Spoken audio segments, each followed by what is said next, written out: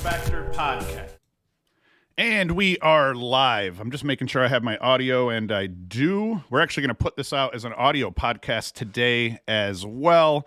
Got a lot to talk about. Not really a lot, I guess. We have enough to talk about. The big thing, though, and the first game I want to talk about is that Hofstra UMass game last night. It was a rematch. UMass beat Hofstra. I'm pretty sure it was 16-10 in that first matchup, and Hofstra got themselves some revenge in a hell of a game. Talk a little bit about Syracuse and Albany. More importantly, I want to talk about Cuse losing and dropping that Utah game. Utah canceled their final game, Syracuse's final game at the Dome due to budget issues. So Syracuse, at one point, it made it sound like they weren't planning on rescheduling a game. We'll talk about that a little bit. And then there's a bunch of good games on today that we should talk about. UMBC at Albany, Hopkins at Ohio State, Drexel at Delaware, Notre Dame at Duke, Virginia at North Carolina, and there will be a bunch of others that we'll talk about from the scores. Before I get into all of that stuff, as always, you can go to LaxFactor.com and you can support us, that way. You can go get swag, t-shirts, hats.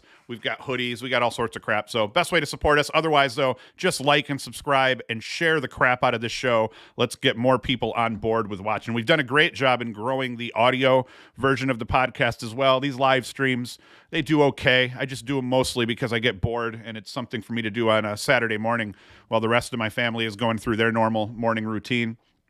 But let's not waste any more time.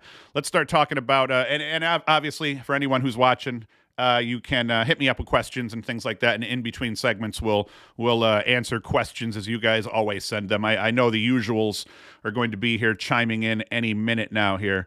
So let us talk about Hofstra UMass. What a game. I watched this out on the back porch. I was cooking burgers, drinking beer. Seemed UMass had control. About the time my burgers were halfway done, I was like, oh man, UMass is going to win this game, maybe by a margin. Maybe this is kind of where Hofstra proves that they're not really where they need to be.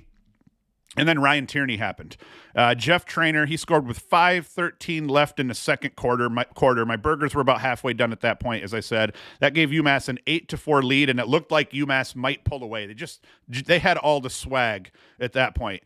Tierney, though, he then scores two unanswered to end the half to get things back to reasonable again, but he ended up scoring three unanswered goals once you get into the second half, and then that was part of Hofstra's 5-0 swing, where he ends up scoring three unanswered goals and then assisted two others over a 5-goal swing. So Hofstra goes from down 8-4 to being ahead 9-8 off of those 5 points by Tierney, where he scored them. They had those points back to back to back to back to back to back. Did I say too many to-backs? I'm not sure. And then UMass, they were able to make it, they were able to score, get two back, take the lead back again. Tierney then assists yet another goal to give Hofstra, or to tie things back up again, and then Hofstra scored a couple more goals, and it's the ball game. So at the end of it, though, with 34 seconds left, UMass was able to score a goal to get back within one. Hofstra then won the ensuing face. We had kind of a weird scramble the last 30 seconds of this game where Hofstra wins the face-off, Tierney turns it over in some frantic play. Hofstra then gets two penalties with 16 seconds left, a unsportsmanlike and a hold, I think. And UMass gets a quick shot off. That shot goes high. In the ensuing scrum, Hofstra picks up another penalty, and then UMass trying to force something towards the end. It ends up, 1-goal game. That's the ball game. 5 ticks left, I think, was about when they forced the crease. And ball game, Hofstra wins. But the moral of the story here is Tierney is playing some solid-ass lacrosse at this stage. And I don't know that any player has put their team on their backs in the way that Tierney has thus far.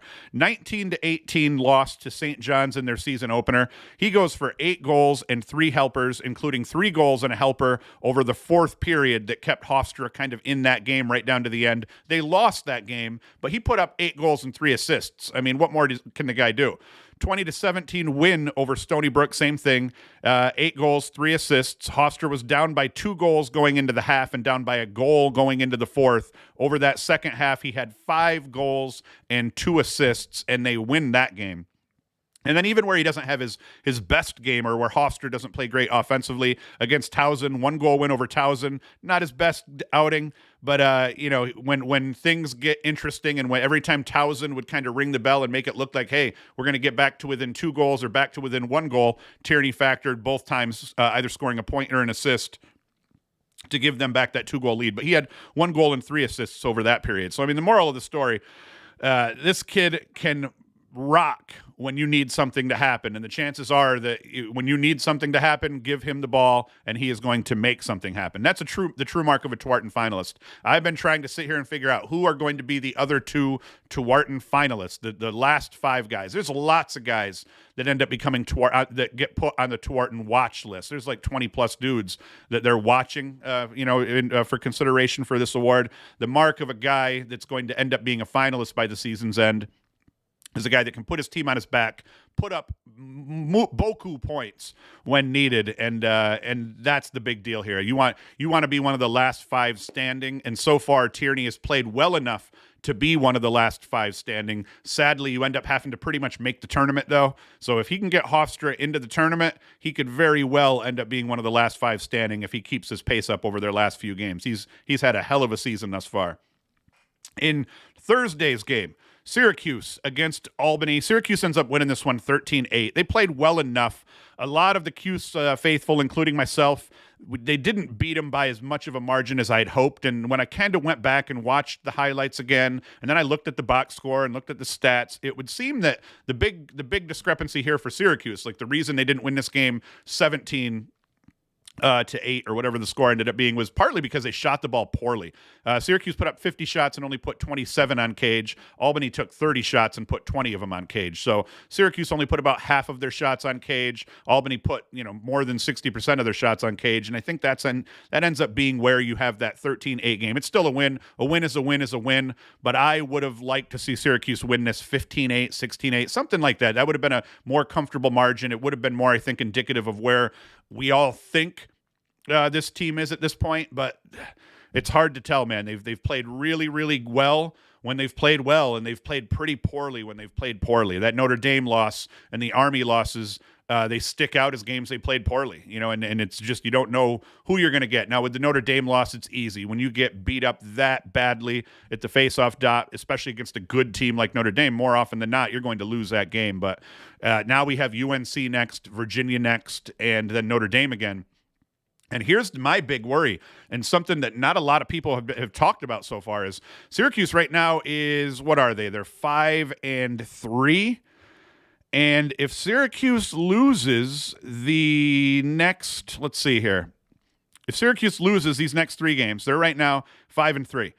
They lose to North Carolina, Virginia, and Notre Dame. They're now 5-6, and they're not making the playoffs. If they don't replace that Utah game with a winnable game, they face, for the first time in a while, not making the playoffs, because as far as I know, you still got to be 500 or better to get into the NCAA tournament. So it's just one of those deals where I like their chances against North Carolina. I think they match up really well against North Carolina. I think they'll win the face-off battle against North Carolina, and then it ends up just being a shootout. Who can win the shootout? And I think Syracuse will have a shot in that game, especially if they play as well defensively as they did against Duke. You lose a 1-goal game, both teams score above 15, you say that wasn't a very good defensive game, but Syracuse played really good defense in that game against Duke, and offensively, despite the face-off disparities, they played really good offensively as well. So I actually like that matchup against North Carolina. I think Cuse matches up well with them, and I think they could do damage. The only worry I have with North Carolina is the off-ball stuff. North Carolina is a very good feeding team, helping team. They're great in transition, all things that Syracuse has been rough at. But Duke is also good at all those things as well, and Syracuse still hung. So kicker is, I don't like to be that pessimistic a-hole that sits here and thinks, man, Cuse is going to go 0-3 over the next 3 games and not make the tournament. I'd like to think they can win one of those games. Giddy up. They win one of these last 3 games, they are in the NCAA tournament hands down, because they've got some quality wins. They've played a really tough schedule. The problem ends up becoming, if just by chance they lose those 3 games, and every single one of those games is losable, each game, each time you sit down, it's like, it's 50-50, I think. What are you going to do? You end up needing that last game of the year, that tune-up game. Pick up a game against somebody. The problem I've heard someone say is that it ends up coinciding that final week there with a lot of conference tournaments and things like that. But you could either pick up someone who doesn't make their conference tournament. I know, who was it? Was it Virginia that used to play the odd man out in the Ivy League, the team that didn't make the Ivy League tournament or something like that at the end of the year? Either way, they need another game because I'm starting to get nervous, and I know that the Fire Desco crowd is going to really be calling for Desco's head if they don't make the tournament because they don't play that final game of the year, that weekend of the 8th or whatnot. So that one scares me a little bit, scares me a wee bit here. All right, let's get back to this here. All right, hey, let's hit questions. We got Murray Ron, greetings, Ted. Just got back from a skate and looking forward to an entertaining show. Who is your upset watch of this weekend? I'll get into that. I don't really have an upset watch because really I think mostly what we have is just a bunch of really good games that we're going to talk about here, a bunch of conference matchups. So I don't have an upset alert per se, but let's see here. If I were to pick someone to upset someone, would Hopkins beating Ohio State count as an upset? Drexel and Delaware, you could say that Drexel could be that upset alert because Delaware put it on Drexel in their last meeting. We'll talk about that one a little bit. So I don't really have an upset alert more than I have, hey, here are a bunch of really good, towards the end of the season conference games that I think everybody should watch. Dave Sweeney, will Syracuse play Hobart or Cornell now that vacant spot is left in Utah's cop-out, or by Utah's cop-out? I don't know that it was a cop-out by Utah. I think they really might be having some budget issues, and you're already coming out here this many times. I want to say originally I thought Utah was going to play St. Bonnie's that same time. Like I figured maybe they were flying out. They're going to play St. Bonnie's and then Syracuse. And I have seen that St. Bonnie's has had a couple of games postponed. That was the Marist game, and maybe it's because Marist. I don't know. But yeah, I would hope to see us pick up somebody. Hobart would be a possibility, although they may have a policy that they're only playing conference games. I don't know if that's a full conference thing or if that was just Hobart's thing. But they got to pick up somebody, man. And you have a couple of teams in New York you could pick up. And then you have teams all over the place that might be willing to drive and get up here and play an extra game in the Dome, especially somebody who doesn't make the tournament. Maybe, if they're just like, hey, we didn't make our conference tournament, let's just get one more game in here to make everybody happy. You could definitely see that. And then let's see here, Stevie D here. How points for Pat Cav against Duke today? How many points for Pat Kavanaugh against Duke today? Looking forward to watching O'Neal continue to climb the leading goal ladder for the season. I mean, Kavanaugh's crazy. Duke, like Syracuse didn't really have an answer for Sowers, and Duke didn't even have an answer for Rafis. Duke does not have an answer for Kavanaugh. Duke's answer for Kavanaugh is going to be to try to make sure he's 3-3 and not 3-8 or 2-8 or something like that. So from an off-ball perspective, I think Duke will do a better job than most at controlling Kavanaugh's assist numbers, but I think that where you do that, Kavanaugh may end up stinging you with some goals. I'm thinking a reasonable output for Kavanaugh today is 3-4. I think sounds fair. Maybe 4-3, something like that. I think a 7-goal output for Kavanaugh is pretty reasonable. Now, the other thing is Kavanaugh. I've been talking about who should be the other guy up there for that Tewaaraton, that top 5 Tewaaraton finalist spot. If Kavanaugh keeps his pace up and Notre Dame plays as well as they've been playing, Kavanaugh very well could end up being that fourth or fifth pull for that Tewaaraton finalist spot, because he has been playing incredible lacrosse. Early on when he was putting up big numbers, you're like, he's playing a weaker schedule, a non-conference schedule at that point. But those 9 points against Syracuse, huge in a huge win. So do that against Duke in a close game. Do that against Duke and win, then that kid, for the rest of the year, I will be talking about him in that light, which is crazy because I didn't think coming into it, I knew Kavanaugh was going to be a solid player for Notre Dame. I didn't know he was going to start tearing it up last year and then continue to tear it up into this year. I didn't know he was going to be this good already just because he wasn't that highly touted of a recruit. I didn't think anyway. So I'm a big Kavanaugh fan so far, though, and I hate saying that because, he plays for Notre Dame, not Syracuse. Wendell, Carolina played good D against Duke as well. Yes, Carolina Carolina's capable at all areas of the field. Carolina's problem is defensively in terms of their defensive efficiency. They're not that great. So the name of the game against Carolina is win the possession battle. You've got a good chance of winning the game because you can wear that defense down. So that's why I like Cuse in a matchup against Carolina, because I think Cuse can win enough of those possessions. Cuse's offense, in terms of their efficiency, you give them possessions, they score points. So that's another reason I like them in that. I'm waxing, just going crazy here. Cuse fanboy, of course. Wyatt raised by Wolves. I always love that name of yours when I read it. Speaking of Delaware, how about those yellow jerseys? Sick unis. Yeah, Delaware, I just like the blue and gold. I'm partial to the blue and gold. I never wore blue and gold as a player, but I always thought that was a good look. So I think Delaware has played some pretty dope, has wore some pretty dope gear over the years.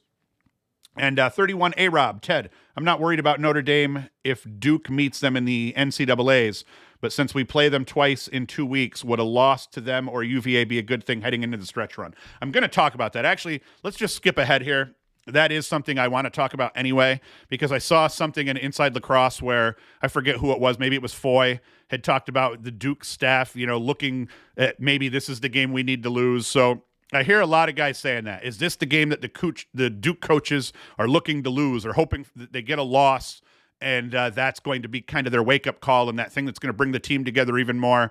I say get the fuck out of here with that nonsense. If you are a coach, you do not ever want to lose a game. Every single game that you sit down to play, you want to win that game. That means you do, in fact, want to go to the playoffs undefeated. You want to make it to the playoffs undefeated. You want to get through the playoffs undefeated. Every single coach wants to win every single game all year long. Now, I caveat that with where you do end up losing a game, it is easy to look back on that game in hindsight and say, hey, that loss actually helped us. Now, I don't know if that's true all the time. I think humans in general, we're just trying to find patterns in things. So let's say you're 9-0, you lose that one game.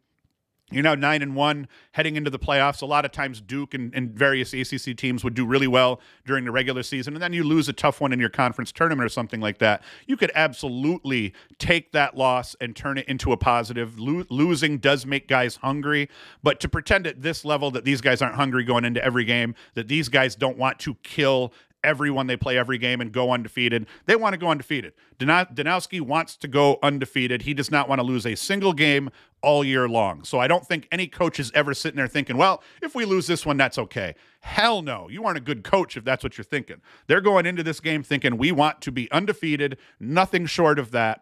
So, yeah, I think Duke wants to beat Notre Dame by 15 goals today, and then Duke wants to beat Notre Dame by 15 goals the next time they play them again. If they lose, they're going to paint this, they're going to put lipstick on the pig. If they lose, that's going to happen, and you have to do that. You have to find the silver lining wherever you go. But, to pretend that, not that you said that, man. I'm not trying to light you up. I'm really trying to light Foy up for implying that maybe the Duke, just the way he worded it, I didn't like, because it was implying that maybe the Duke staff is like looking at it like, hey, we got to lose a game coming up here at some point, which is no, that's moronic. Coaches want to go undefeated all the time, every year. So, yeah, 31 A-Rob. I didn't mean to light you up. I was really lighting up all the people on Twitter that I see chirping, talking about all year. They've been talking about, hey, is this the game that they won't mind losing? It's like, man, you hate losing every time you lose, and if you don't, you are a loser. It's just how it goes. Would VA beating UNC be an upset? Yes. That, you know what? And I want to say that. So Wendell, you just brought me all the way back to Murray, Ron's question.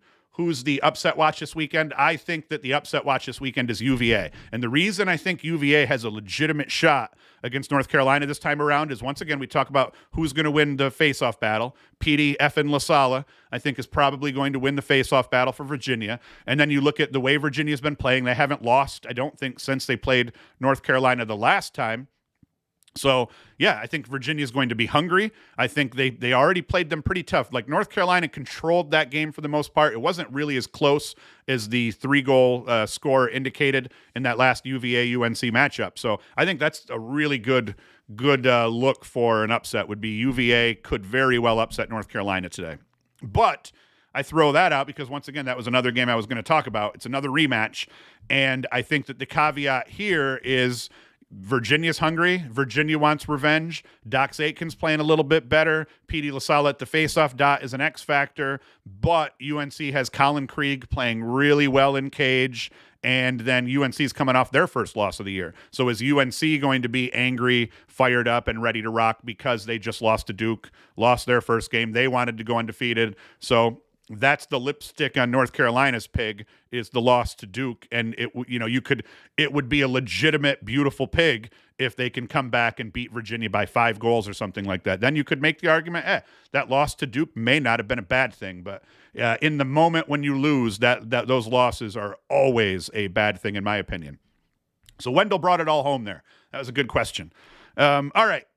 Wendell wins the T-shirt for that.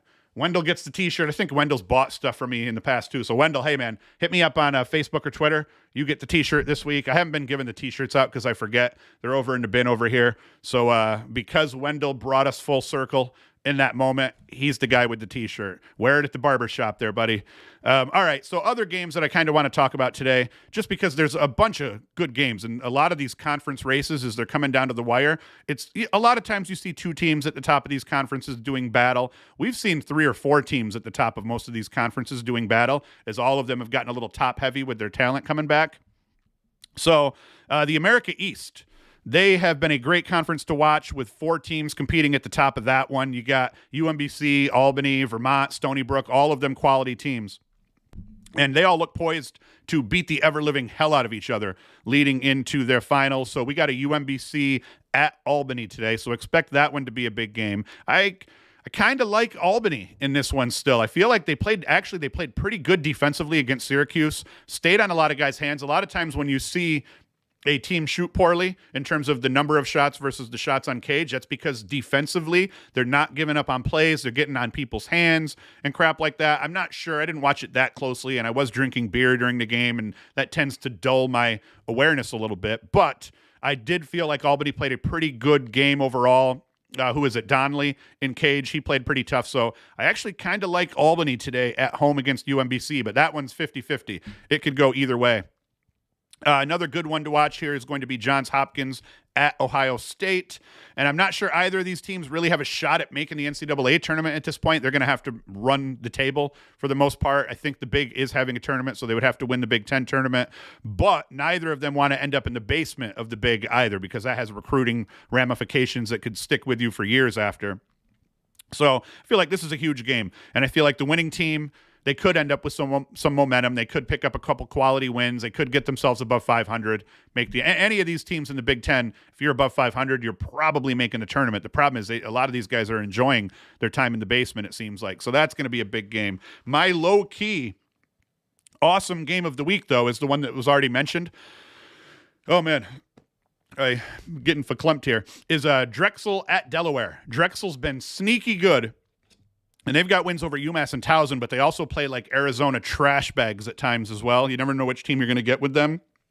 So Delaware beat Drexel, and I meant Drexel sometimes plays like Arizona trash bags in case I misspoke there. Delaware beat Drexel in the first matchup 19-12. So Drexel's going to be looking for some revenge in this one, but I still like Delaware. I still probably think Delaware, just in terms of how they match up, Delaware is probably going to sweep them here and run the table because Mike Robinson, Ty Kurtz, Charlie Kitchen, they've all been incredible for Delaware, and all 3 of them have 29 points or above. I think it was Kitchen had 29. I think Ty Kurtz is hanging in that 38 area. And then, no. Mike Robinson, I think, was at 38. And then Ty Kurtz was somewhere like 34, 35 or some crap like that. So they got some formidable scorers on that Delaware team, and they look sweet running around in their dope jerseys here. We already talked about Duke and Notre Dame. So that is good. Virginia, North Carolina. We already talked about that one. That was kind of the show here, but let's go. Let's bring up the scoreboard and let's see what else we got. Hartford's at Binghamton. Who cares? I've been trying to get on the field at Binghamton so I could take some video and share that with all you guys. And here I have a Syracuse press pass. I was about to have a Cornell press pass when crap fell apart last year during COVID. And I can't even get anyone at Binghamton to get back to me, and they're right down the road for me. So Binghamton can bite me, and I hope they lose this game against Hartford at 11 o'clock. It's literally right down the road for me. I could go. I'm not putting any time into BU at this point. Bryant and LIU are doing battle. And I talked about that one on Wednesday's show. That's going to be a hell of a game, and I want LIU to win it. I think Bryant's probably going to win it, and I think I may have picked Bryant earlier in the week when I talked about it. But, man, LIU can play ball. They got some dudes. Let's see who I'm talking about here. They got some dudes that score goals, and offensively they're fun to watch because they mix it up. They get going in transition. They got some dudes that can snipe. Richie LaCalandra, 24 and 20 so far this season. Blake Bellin, which is funny because I have my longtime assistant coach, and one of my best friends is Bellin. His last name's Bellin. Balin, as Tim Lamety would call him. 10 and 15.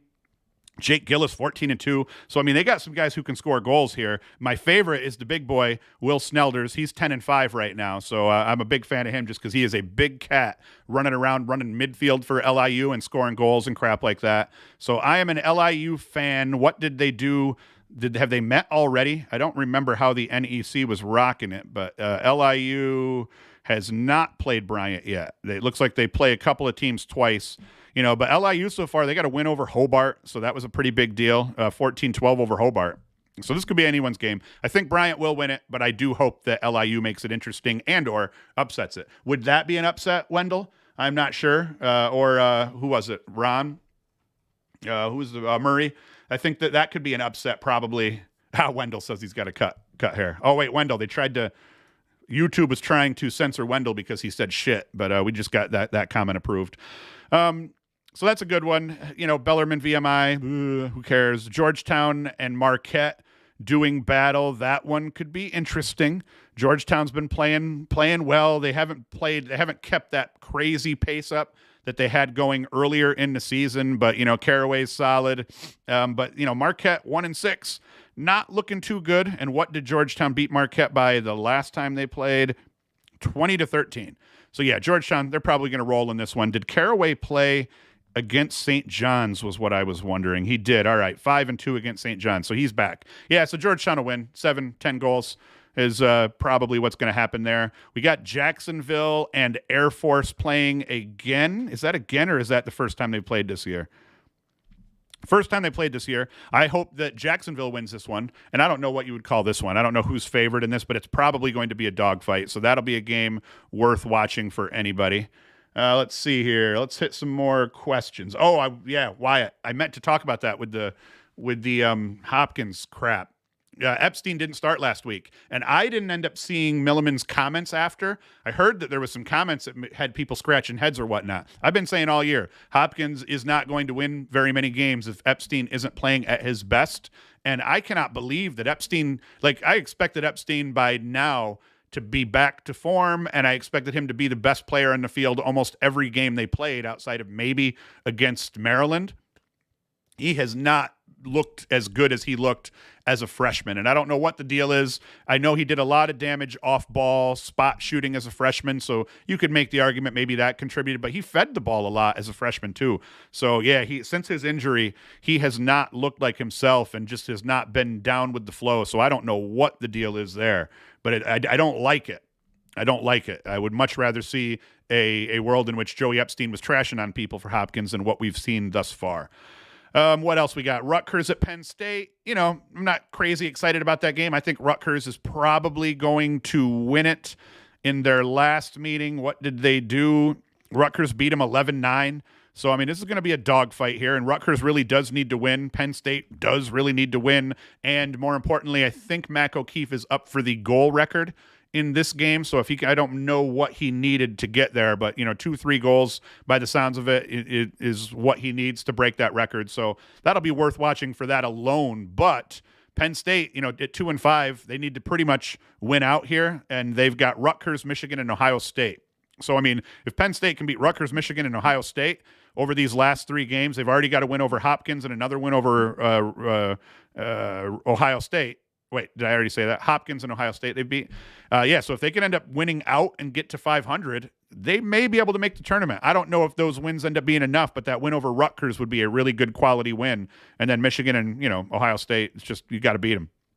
So that should be a good one as well. And it was already a good one once, but it'll have to come down to face-offs, I think. And I think in the end that Penn State, Arceri has been solid. If Arceri can win 60% of the face-offs again, I think that's a close game. If he doesn't and he has a down day, I feel like probably Rutgers wins by 3-5 in that one.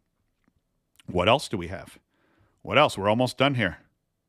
Oh, wow, there is a lot of games here, though. Oh, Loyola and Army. That's going to be a big one. And like I said, I think that the X factors here are Schupler and Cage. If he makes 18 saves, which he's capable of doing, Army wins this game. And then Bailey Savio at the faceoff dot for Loyola. Get them possessions. Loyola is a very good defensive team. I think Schaefer's their keeper. He's not bad. He's capable of playing good lacrosse. So I feel like Loyola's key here. They have to win the possession battle, and then they're going to be in this game. But Nick Turn is a freak as well, so he's going to do some damage. So they need to win more possessions than Army gets, and they need to blow balls by Schupler, or they're going to lose the game. It's kind of obvious there. Denver Villanova. I think Denver's going to win that one. What'd they do last time?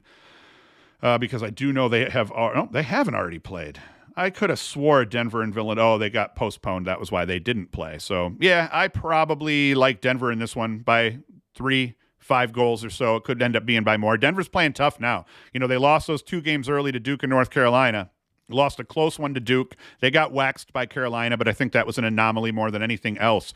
But ever since then, they've beat Air Force by a margin, Marquette by a goal. That was a little hairy. Providence by a margin, St. John's by a margin. They beat up Georgetown 13-7. That was impressive. Providence they beat up. Marquette they beat up in that second meeting with them.